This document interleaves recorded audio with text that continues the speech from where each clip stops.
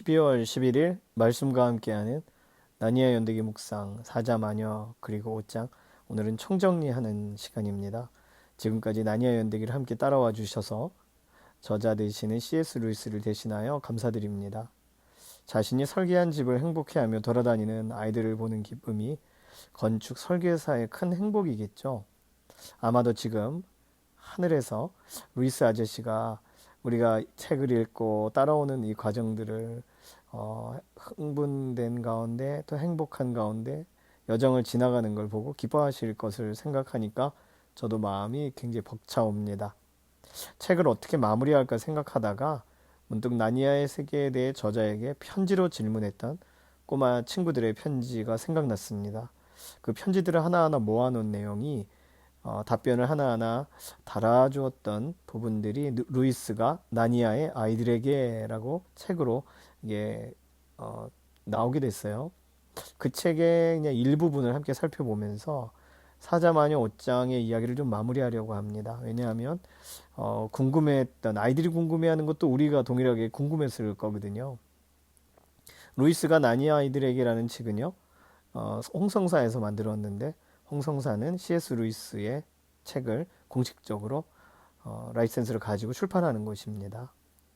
우리도 책을 읽으며 궁금했던 부분처럼 아이들이 가졌던 질문 우리에게 적용해 보면서 같이 책 내용을 다시 한번 회상하기를 원합니다. 먼저 혹시 옆에 누군가 있으시다면 서로에게 이런 질문을 좀 해볼까요? 책을 읽는 동안 어떤 것이 가장 궁금하셨는지, 이게 무슨 뜻일까 하는 생각이 들으셨던 내용이 무엇인지 옆 사람과 한번 좀 이야기 나눠보시면 좋겠습니다.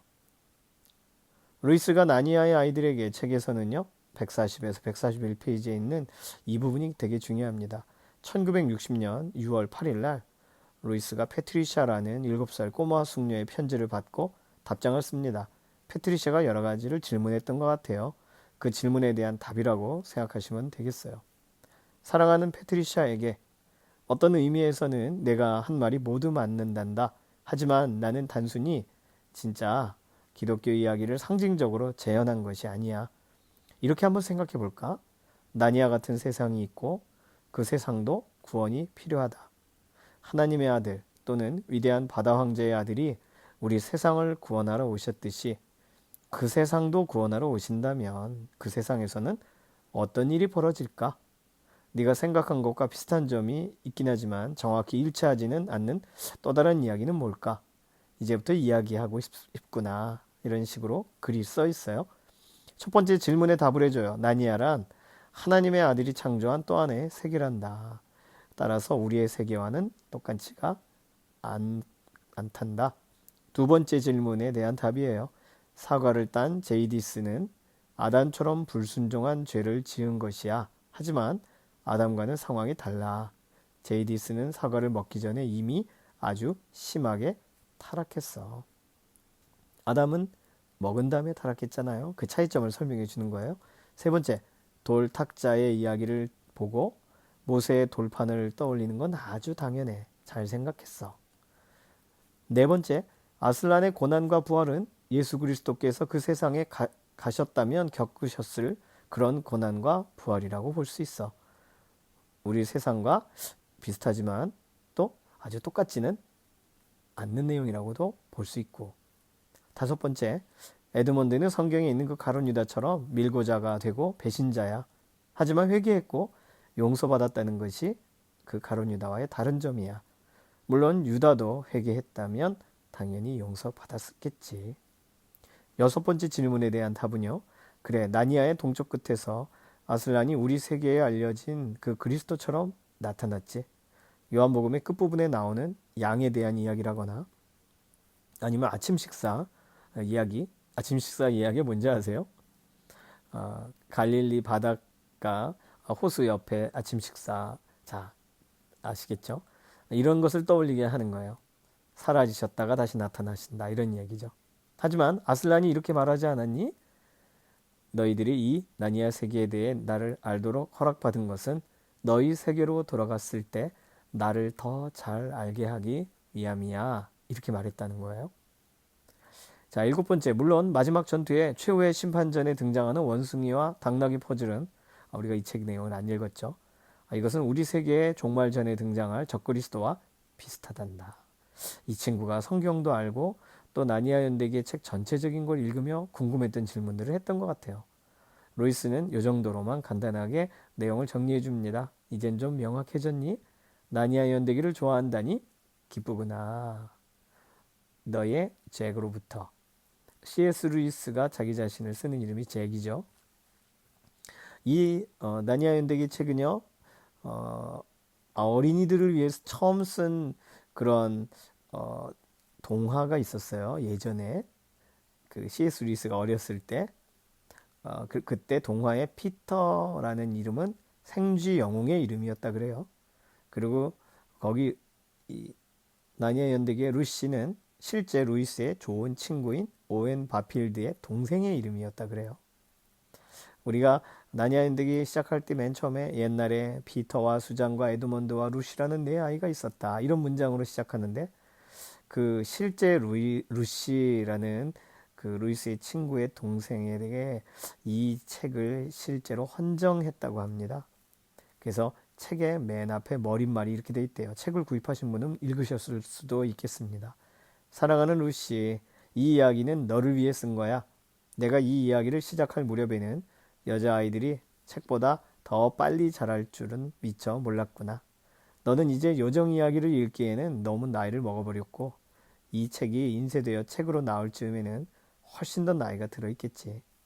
하지만 언젠가는 요정 이야기를 다시 읽을 나이가 될 거란다. 그때는 어느 높은 선반에서 이 책을 꺼내서 먼지를 털어 이 책에 대한 네 생각을 나에게 말해줄 수 있겠지. 어쩌면 나는 그때 너무 귀가 먹어서 내 말을 듣지 못하거나 너무 늙어서 내 말을 이해할 수 없을지도 모르겠구나. 그래도 나는 여전히 너를 사랑하는 데브로 남아있을게. 너의 잭으로부터. 이렇게 사인을 남겼어요. 예, 오늘 우리에게도 우리가 이 책을 읽고 어떻게 되기를 원하는지에 대한 C.S. 루이스의 마음이 좀 드러나 있습니다. C.S. 루이스가 쓴 나니아 연대기의 책 내용은요, 굉장히 방대해요. 방대한 책 중에 우리는 한 권만을 읽었습니다. 그래서 연대표를 보면서 대략의 내용을 정리할 필요가 있어요. 시공사에 나오는 나니아 연대기의 맨 뒤에 도표가 있습니다. 그것을 나니아 연대기 각각의 책과 비교해서 좀 써놨습니다. 나니아에서 일어나는 사건의 시간대와 그 책을 읽은 실제 영국의 독자들의 시간대를 비교한 도표인데 이걸 통해서 우리 사자마녀 5장 함께 살펴봤던 이야기가 이 나니아의 역사에 어느 위치에 속하는지를 우리가 파악할 수가 있습니다. 도표를 보면 놀라게 되는데 우리가 함께 읽어온 내용들이 나니아 왕국의 역사 시간대에서는 상당히 순간적인 이야기였다는 사실을 알게 된다는 거예요. 먼저 그 디고리 커크 교수님의 출생이 1888년에 영국에서 실제로 출생했다. 이렇게 가상적으로 기록하고 있습니다. 그리고 폴리 플러머, 나중에 이 마법사의 조카 여행을 떠나죠. 이 디고리와 폴리가 여행을 가요. 우린 이 책의 내용을 안 읽었지만 마법의 반지를 끼고 나니아로 가서 나니아에서 창조가 일어나고 특히 나니아의 동물들이 말하는 동물로 다시 태어나는 광경을 보게 돼요. 아슬란이 노래를 불러서 창조를 하거든요. 나니아라는 세상을. 네. 그러면서 디고리에게 준 그 역할은 마녀의 마법으로부터 나니아를 보호해주는 사과나무를 심는 거예요. 나니아에 침입한 마녀 제이디스가 그런데 이 여러 가정 가운데 멀리 북쪽 세계로 달아나고 마부 프랭크가 나니아의 왕 프랭크 1세로 등극하는 내용이 실제 나니아의 원년에 해당되고 또 폴리와 디고리가 마법의 반지를 끼고 나니아로 가는 이야기가 이 나니아 연대기의 첫 번째 책인 마법사의 조카에 들어가 있습니다. 자, 원년에서 180년 정도 지나면 나니아의 프랭크 5세의 아들 콜이 아첸랜드를 세우고 왕위에 오릅니다. 자, 그 다음에 204년, 나니아 204년이 되면 아첸랜드에서 추방된 이들이 아첸랜드의 남쪽 사막을 건너가 칼로르맨이라는 새로운 제국을 건설해요. 이때쯤이 영국의 가상적인 연도인 1927년, 28년쯤 피터 페번시, 수잔 페번시가 출생한다고 이렇게 C.S. 루이스는 기록을 해두고 있습니다. 잘 보시면 나니아의 시간과 영국의 실제 시간이 달라요. 그렇죠? 자, 나니아의 300년째. 나니아에서 칼로르멘 제국의 힘이 날로 강성해져서 나니아 서쪽의 텔마르 땅이 칼로르멘 제국의 식민지로 전락합니다. 이때쯤이 에드먼드 페번시, 루시 페번시가 출생해요. 실제로 1, 2년 차이밖에 안 나지만 거의 나니아에서는 100년 정도 되는 차이가 납니다. 나니아 302년쯤 텔마르 사람들이 점점 사악해지면서 아슬란이 텔마르 사람들을 말 못하는 동물로 만들어요. 나니아 프랭크 왕의 9대 후손 게일 왕이 용의 공격으로부터 론 제도를 구하고 론 제도의 황제가 됩니다. 이때쯤이 1933년이라고 가상적으로 영국의 시간대를 정해요. 유스터스와 또 질이 출생합니다. 이 둘은 나중에 나니아 연대기의 또 다른 책의 주인공이 됩니다. 나니아 시간대 407년에 아첸랜드의 올빈이 피레산의 거인에게 피살이 됩니다. 그리고 406년쯤 우리 세계에서 살던 해적이 나니아의 서쪽 텔마르 땅으로 들어와 텔마르 땅에 정착해요. 100년쯤 지난 570년 이 무렵 문우드라는 토끼가 살게 됩니다. 이 토끼에 대한 스토리가 있겠죠. 898년 한참을 건너서 드디어 우리가 아는 하얀 마녀가 북쪽 세계에서 나니아로 들어옵니다. 자, 북쪽 세계로 누가 도망갔죠 아까? 네, 마녀 제이디스가 북쪽 세계로 도망갔었죠. 그렇다면 제이디스의 후손이란 거예요. 하얀 마녀가 북쪽 세계에서 나니아로 쓱 들어와요. 그리고 나니아 900년 때 하얀 마녀가 아슬란이 안 보이니까 마법으로 나니아의 겨울을 시작합니다. 나니아 연도 1000년, 그러니까 100년이나 지나서 피터, 수잔, 에드먼드 루시가 나니아에 가요. 가는 과정은 영국의 시간대로 1940년도 디고리 커크 교수의 집에서 피터, 수잔, 에드먼드 루시가 마법의 옷장을 통해 나니아로 들어갑니다. 이것이 우리가 아는 사자마녀 옷장의 첫 시작이에요. 에드먼드가 아슬란을 배신하고 마녀의 포로가 되고 아슬란은 자신을 희생하여 에드먼드를 구출하는 내용이 그 시대에 일어납니다. 그리고 1014년, 한 10여 년 지나서 피터 제왕이 흉폭한 거인을 습격하여 나니아의 북쪽 국경 너머로 내쫓고, 북쪽이라고 하면 대략 이제 느낌을 아시겠죠? 수잔 여왕과 에드먼드 왕이 칼로르멘 제국의 성을 방문합니다. 이건 나니아 연대기 가장 마지막, 사자마녀 옷장 마지막 스토리 있었어요. 아첸랜드의 룬 왕은 아주 오래전에 잃어버린 아들 코르를 되찾고 아첸랜드를 침략한 칼로르멘 왕자 라바다슈 군대를 격퇴합니다. 이 내용이 말과 소년에 들어가 있어요. 나니아 연대기의 책으로서는 세 번째 책이죠. 사자마녀 옷장에서는 지나가듯이 기사가 기록되어 있는 내용을 사실은 말과 소년이라는 동시대의 다른 스토리가 진행이 되는 거예요. 이거는 우리 현재 세계에서 간 소년이 아닌 나니아 세계에 있는 소년이 말하는 말과 하는 모험의 이야기입니다. 1015년쯤 피터 제왕, 수잔 여왕, 에드먼드 왕, 루시 여왕이 하얀 숫사슴을 사냥하다 사라져요. 어디로 사라졌는지 아시겠죠? 네, 현실의 세상으로 옵니다. 1050년쯤 아첸랜드의 왕자 코르가 왕으로 성장합니다. 1502년쯤 이 무렵 스완 화이트 여왕이 나니아를 다스려요. 1998년 나니아 시간이에요. 텔마르 사람들이 나니아를 정복하고 텔마르 사람이 캐스피안 1세로 등극하여 나니아를 다스려요. 자, 캐스피안이라는 단어가 나왔으니까 이제 어떤 이야기가 나올까요? 캐스피안 왕자와 연관된 이야기가 시작이 됩니다. 나니아 시간 2290년에 캐스피안 왕자가 삼촌 미라즈를 피해 달아나면서 옛 나니아 국민들과 합세한 캐스피안 왕자가 미라즈 왕과 내전을 벌여요. 이때 캐스피안 왕자가 수잔 여왕이 한때 가지고 있던 마법의 뿔나파를 불어서 고대의 전설적인 피터 제왕, 수잔 여왕, 에드먼드 왕과 루시 여왕을 나니아로 불러들입니다. 이 과정이 1941년에 영국의 가상적 시간대에 있는 피터, 수잔, 에드먼드, 루시가 갑자기 소환되어 마법의 뿔나팔 소리에 이끌려 나니아로 가면서 일어납니다. 이것이 캐스피안 왕자의 내용이에요. 여기 가서 아슬란과 피터 제왕, 수잔, 에드먼드, 루시 여왕의 도움을 받은 캐스피안 왕자는 미라즈를 물리칩니다.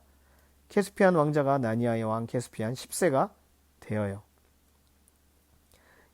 2304년 캐스피안 10세는 북쪽 세계의 거인들을 물리칩니다. 2306년에서 7년 사이에는 그가 세계의 끝을 향해 가는 대항해를 시작합니다. 왜 세계의 끝을 향해 가는지에 관련된 내용은 1942년 영국 시간대로 모두가 이 네 명의 페본 시남매가 못 가고 에드먼드와 루시만 가요. 유스터스와 함께. 이것도 벽에 어떤 그림에서 물이 막 쏟아지면서 나니아로 헤엄쳐 들어갑니다. 특이하게 가요. 이때 캐스피안 왕자가 왕이 되었죠. 그 왕과 함께 대항해를 떠나는 이야기가 새벽 출정호의 항해입니다. 새벽 출정호의 항해는 굉장히 내용이 좀 이렇게 신비롭고 그래요. 여기서 다 설명은 못하겠네요. 나니아 시간대 2310년 캐스피안 10세는 라만두의 딸과 결혼합니다. 대항해의 마지막 결과겠죠. 2325년 릴리안 왕자가 출생합니다.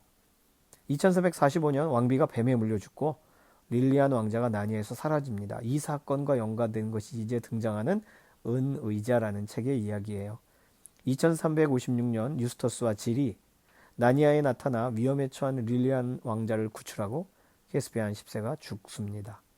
이것이 1942년에 거의 같은 시간대인데요. 유스터스와 질이 실험학교에서 나니아로 가게 되는 사건이 있어요. 2534년 등불 황야에서 반란이 일어나서 변방 지역에 감시용 탑을 세우는 사건이 있습니다. 그리고 2555년 나니아 시간대죠. 원숭이 시프트가 반란을 일으켜서 유스터스와 질이 티레안 왕자를 구출하면서 나니아가 칼로르멘 제국에 정복을 당합니다. 마지막 전투가 벌어지고 나니아의 멸망, 또 세계의 종말이 시작이 됩니다. 이게 나니아 연대기의 마지막 전투의 내용이에요. 이때 실제 영국에서는 대형 열차 사고가 일어난다 이렇게 하면서 이 마지막 모든 것이 마무리되는 것으로 얘기해요. 물론 마지막 전투의 가장 마지막 내용은 희망적인 내용으로 되어 있습니다. 자, 우리가 읽은 나니아 연대기 사자마녀 5장의 위치를 아시겠죠? 자, 다른 내용들을 읽어보기 원하지 않으시나요? 나니아 연대기 책 살펴보시기를 바랍니다. 자, 오늘 이것이 가장 중요한데요. 모든 전체적인 이야기 속에서 내가 찾아낸 보물들, 목장 나눔의 내용이 되겠는데 내가 찾은 보물, 지금까지는 책에서 말하는 보물이었다면 오늘은 총정리의 날이니까 내가 찾은 보물은 뭔지를 같이 얘기하면 좋겠습니다. 마지막 시간이라서 그런 거예요. 아래에 세 가지 질문을 드렸습니다. 첫 번째, 사자마녀 5장의 책 내용 전체 스토리를 한두 문장으로 요약해 보세요. 지금 잠깐 생각해 보시면서 끄적끄적 써보시면 어떨까 싶습니다. 저는 어떻게 요약했냐면요. 5장에서 마법의 세계를 경험한 아이들의 이야기, 이렇게 간단하게도 정리해봤고, 아이들이 5장문을 통해 나니아라는 나라 이야기 속의 주인공이 되어 한 번도 생각하지 못했던 사랑, 성장, 구원, 회복의 주제들을 겪게 되는 스토리, 이렇게도 요약을 해봤습니다. 여러분의 그 표현으로 한번 사자마녀 5장의 책 내용을 한 문장 정도, 한두 문장으로 정리해 보세요. 자, 두 번째 질문은요. 나에게 특별했던 내용, 사자마녀 5장 책 내용 중에 특별했던 내용이 무엇인가? 기억나는 대로 그 어떤 장면을, 씬을 좀 나눠보는 것입니다. 이것도 한번 적어보시기를 바랍니다. 저는요, 아슬란이 말한 우리 사자들이란 말에 흥분한 한 사자의 모습이 굉장히 인상적이었습니다. 두 번째, 산타크로스 할아버지가 앞서서 미리 나눠준 선물들이 정말 적절한 시간대에 아이들의 필요를 채웠다는 거. 특히 루시가 사람이 막 죽어갈 때 그 약을 사용하죠. 자, 똑똑한 마녀가 율법의 원칙보다 더 심오한 마법의 원리, 구원의 원리를 몰랐던 장면도 저는 좀 특별했던 것 같아요. 예, 저처럼 한번 정리해서 나눠보실까요? 특별했던 내용, 나에게 특별했던 장면. 자, 세 번째 내용 중에 문득 생각난 성경 구절이 있으시나요? 어떤 것이 있는지 함께 나눠보시고 서로 기도로 마치시면 되겠습니다. 저도 성경 구절 생각 많이 났는데 가장 많이 좀 오래 남았던 건 에드먼드가 마녀에게서 풀려나서 싸워요. 뭐 마녀의 마법이 지팡이를 깨뜨리기도 하지만 장면에 이게 설명으로만 되어 있지만 피를 흘리면서까지 싸워요. 저는 그 장면이 히브리서 12장 4절에 너희가 죄와 싸우되 아직 피 흘리기까지는 대항하지 아니하고, 이 내용을 에드먼드는 회복된 이후에 피 흘리기까지 싸우는, 다시는 마녀의 손에 들어가지 않기 위하여 싸우는 그 모습으로 형상화한 것을 보였습니다. 이 부분이 저는 특별히 인상적이었던 것 같아요. 자, 총정리, 뭐 책 내용을 쫙 갈무리하면 좋겠지만 머릿속에 다 조금씩 떠오르시죠? 오늘도 이 내용을 가지고 목장 식구들과 우리의 인생을 이끌어 가시는 하나님을 바라보며 나아가게 되길 소망합니다. 자, 다음 주는 영화 상영이 있어요. 그리고 다음 주부터 1월 첫 주까지가 방학입니다. 12월 18일 주일이죠. 일요일 오후 2시에 우리 교회 2층 예배실에서, 그리고 아이들과 함께 오실 때는 지하교육관에서 이렇게 나눠서 영화를 보려고 합니다. 영화 한 편이 2시간 30분이에요. 길어요. 영화 마칠 때쯤 간식을 드려요. 들어오실 때 작성지를 드릴 테니까 내용을 좀 정리해 보시고 제출하시면 소정의 상품을 드리겠습니다. 자, 12월 18일, 12월 25일, 1월 1일 이렇게 3주 동안이 우리 나니아와 함께 하셨던 분들의 방학입니다. 방학 기간 동안은 어떤 또 다른 책 읽기의 모험을 시작하시길 바래요. 어, 마지막에 여행을 떠나는 남매들의 모습을 사진으로 올렸습니다. 자, 오늘까지 수고 많이 하셨습니다. 애쓰셨어요. 잠깐 기도할게요. 살아계신 하나님 감사합니다. 나니아 연대기의 내용들을 돌아보면서 예수님의 이야기를 이렇게 다양한 형태로 꼭 우리 자신의 이야기를 모험담을 얘기하듯 동화처럼 설명한 C.S. 루이스 이분을 통하여 우리가 특별한 시간들을 보냈습니다. 하나님, 우리 인생의 이야기도 하나님이 써가시는 줄로 믿습니다. 하나님 원하시는 대로, 기뻐하시는 대로 사용하시고 우리가 의미 있게 구별되도록 오늘 우리의 삶에 개입하여 주시옵소서. 감사드리며 살아계신 예수님의 이름으로 기도드립니다. 아멘. 정말 감사해요. 지금까지 함께 해주셔서 감사합니다.